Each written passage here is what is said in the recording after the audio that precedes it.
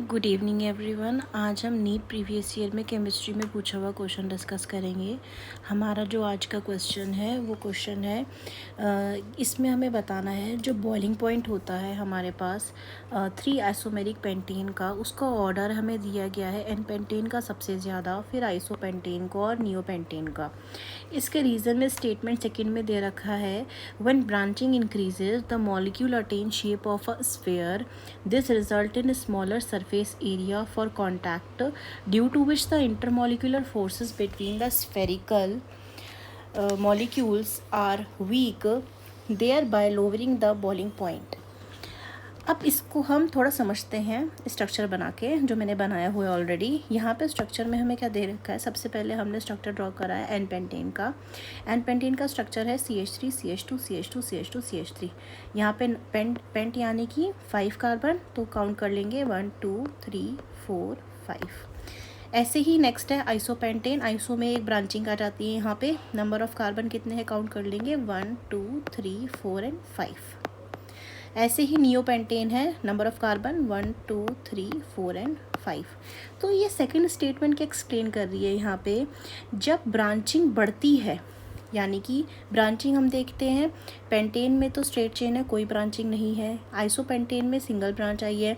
अब नियोपेंटेन में हम देखें तो यहाँ पे ब्रांचिंग बढ़ गई है। ब्रांचिंग बढ़ने के वजह से क्या हो गया, यहाँ पे इस जो मॉलिक्यूल है इसने किसका शेप ले लिया है, स्फेयर का शेप ले लिया है, जैसे कि हमें यहाँ बताया गया है। स्फेयर का शेप लेने से क्या हो रहा है, जो उसका सरफेस एरिया है, यहाँ पे सरफेस एरिया ऑफ कॉन्टैक्ट जो है वो क्या हो गया है, रिड्यूस हो गया है। इसके वजह से क्या होगा, यहाँ पे जो फोर्सेस होंगी, यहाँ पे इंटरमॉलिक्यूलर फोर्सेस होंगी, जो दूसरे मॉलिक्यूल के साथ यहाँ पे ये अट्रैक्ट कर पाएगा, वो क्या हो जाएगी, इसमें लो हो जाएगी, जिसके वजह से जो बॉइलिंग पॉइंट होगा इसका वो क्या हो जाएगा, कम हो जाएगा। अब ध्यान रखेंगे जो ब्रांचिंग होती है ये इन्वर्सली प्रोपोर्शनल होती है, किससे, ये इन्वर्सली प्रोपोर्शनल होती है आपके यहाँ पे बॉइलिंग पॉइंट से। यानी कि बॉइलिंग पॉइंट बढ़ेगा तो ब्रांचिंग घटेगी, ब्रांचिंग बढ़ेगी तो बॉइलिंग पॉइंट घटेगा।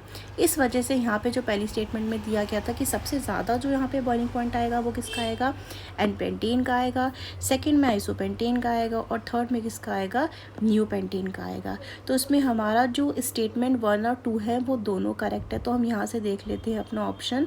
तो यहाँ से हमारा ए में है statement 1 and statement 2 are incorrect, ये रॉन्ग है। 1 एंड 2 आर इनकरेक्ट, ये रॉन्ग है।